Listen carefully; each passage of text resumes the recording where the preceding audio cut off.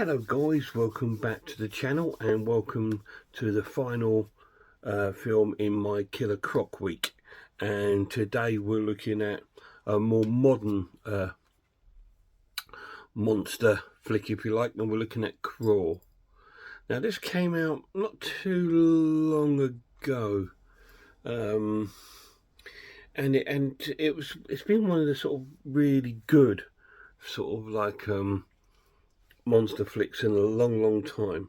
And it starts off really strangely. We see this girl kind of swimming. She's the main character in the film, and she's like a swimmer. And we get loads of little flashbacks, well, because she didn't get the results she wanted in the swimming. And then we get flashbacks about her and her dad saying, you know, don't cry, don't worry. Well, you know, next year's going to be a better year. So she's obviously had a close relationship with her dad. And he sort of like promoted her swimming. So she's sort of like been swimming and stuff, and then we catch up with her in the sort of cloak changing rooms, I suppose, and she gets a phone call from her sister asking, you know, has she heard from their dad, and if she's seen the news that there's a huge number 5 on the Richter scale hurricane heading their way. And she goes, no, apparently it's missing. She goes, no, it's heading right for you. So she sees it on the news TV, and she goes, no, I've not heard from Dad, because she goes, I've tried contacting him, but I can't get hold of him. So she goes, if you hear from him, let me know. She then decides to drive off and go to her father's condo, or whatever they call it. It's like a beach sort of house, I suppose, to see if he's there. And we see loads of shots of like the weather change, her in a car driving there, and it's like she's in this horrendous kind of weather, and she hits like a roadblock where there's like an overturned sort of car, and there's a roadblock sort of going on there. And one of the guys who's working at the roadblock knows her. Apparently, I think he used to date her sister, but he's advised her not to go any further, you know, because it's not safe. Anyway, he says, look, I'll keep an eye out. If he sees his dad, he'll let him know. Anyway, she sort of turns around to go back, but then her instinct for family, I suppose, is a bit strong, and she goes down a diverted sort of road, and they're all telling her to come back, but she still heads on, ignoring any sort of warnings to go to this place to see if her dad's there. And again, we get more sort of shots of like really bad weather and her driving in it. And she arrives at the house where her dad is. I don't know if it's a workshop or whatever it is. But she's arrived there, and she's gone in, and she finds the dog, the family dog there. But there's no sign of her dad, just loads of photographs everywhere of her and her sister and stuff like that. So she calls her sister up saying, well, look, I've looked around here and there's no sign of Dad. Do you think he's gone back to the old house? And she says, you know, there's all pictures, photographs everywhere. So she goes, I don't know. And her sister tells her, well, look, you've had a look, so come away now because it's not safe there. But again, she wants to have another little check. So she then drives on to the old house. And when she gets to that sort of area, the weather's really bad, and you can see it's really beautifully shot. By the way, it's really well shot. It's probably a lot of you can see it's a lot of CGI, but it does look quite good. Looks quite realistic. And so we see her driving to the old house, and eventually she arrives there, and she sees her father's truck outside the house. So she thinks, thank God, and she texts her sister saying that his truck's outside the house. So, you know, fingers crossed he's in there. So she battles from the car through the weather into the old house, and her and the dog go in the old house.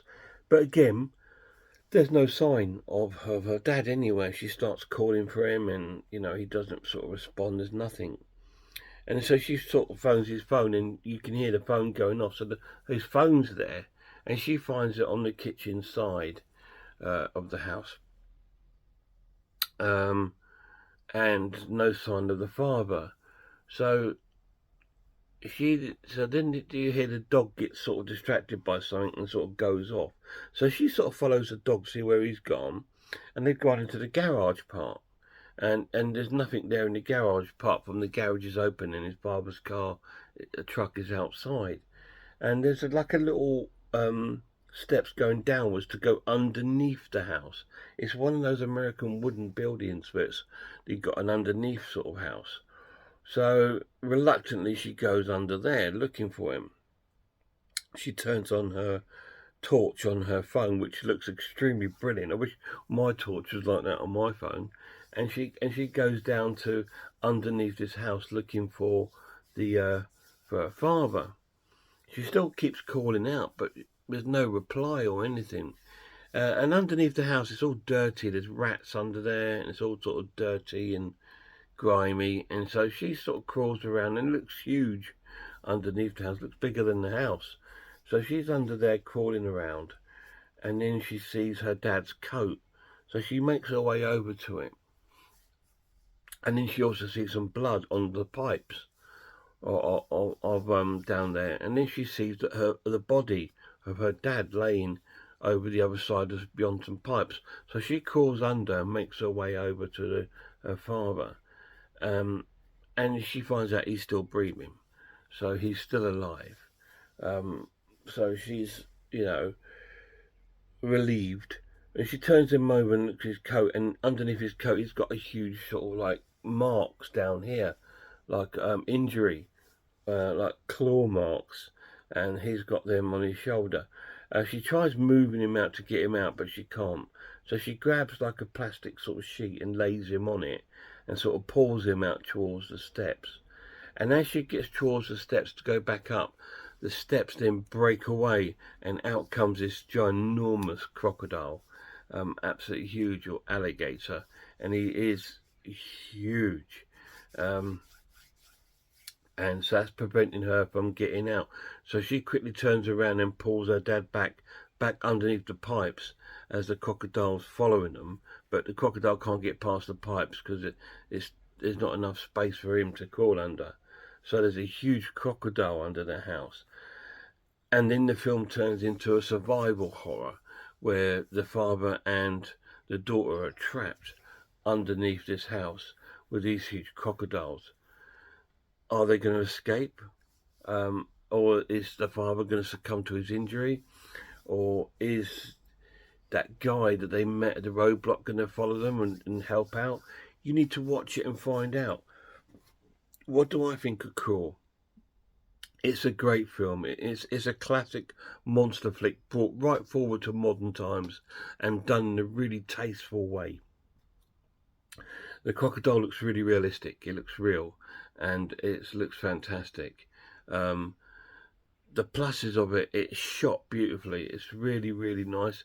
This is the clips that you've seen. You see how nice it looks and how vibrant it looks. This is a Blu-ray, not a 4K, a Blu-ray. So it looks amazing on Blu-ray. The crocodile effects are fantastic, really cool. I like the story premise of this storm, and obviously because there's an alligator farm not far, is there? We saw that when she was on her driving the car. She passed an alligator farm, so this is obviously escape from there. But it's bigger than a normal one. It's ginormous. It looks cool. The effects are good.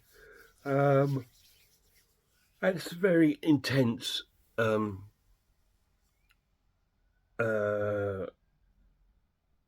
experience.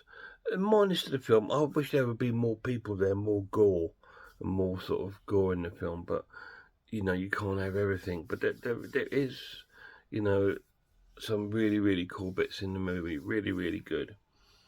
I'm going to score the film an excellent watch and give it an 8 out of 10. Really, really cool modern day monster killer animal flick, and it's really, really cool. And again, I don't believe it does any harm to crocodiles.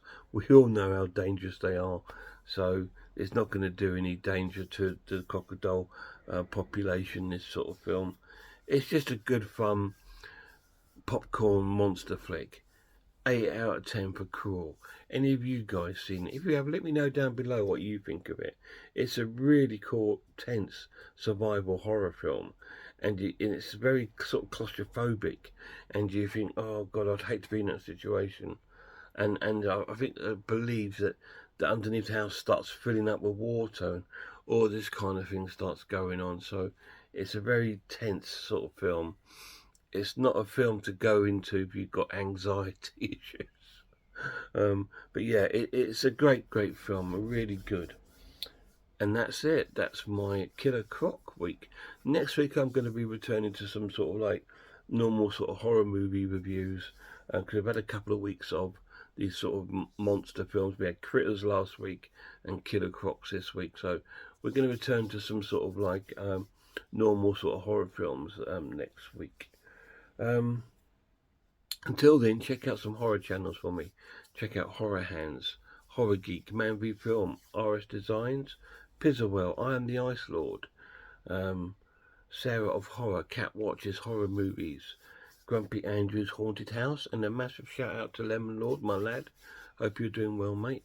Until next time, look after yourself, look after one another, and I really hope I'll see you all soon.